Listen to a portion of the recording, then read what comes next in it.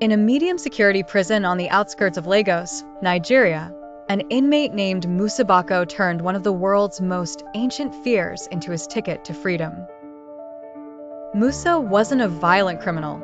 He'd been convicted of multiple counts of fraud, mostly involving fake land titles and impersonation of public officials.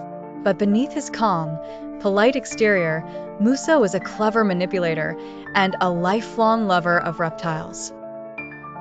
Before prison, he'd worked as a snake handler at a local wildlife exhibit. He knew how to spot species, handle them safely, and most importantly, he understood their behavior. That knowledge turned into opportunity.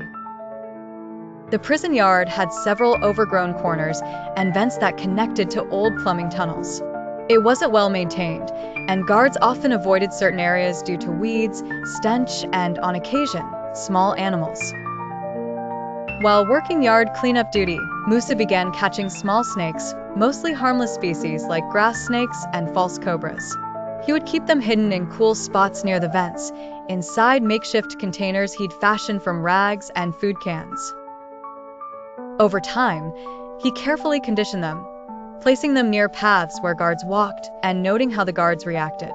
The answer was pure panic. Even harmless snakes, when seen suddenly in the open, caused chaos. Musa's plan took shape.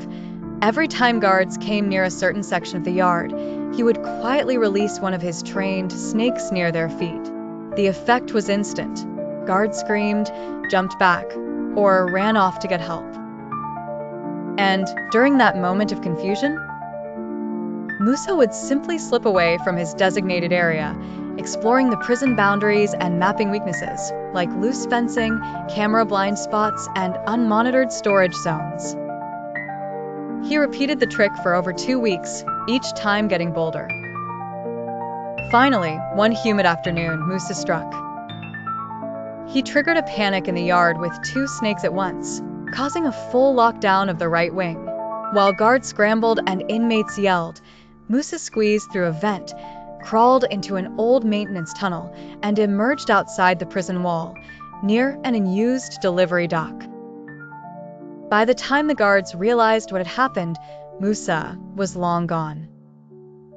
He managed to stay free for over 3 weeks, moving between rural towns and avoiding areas with surveillance.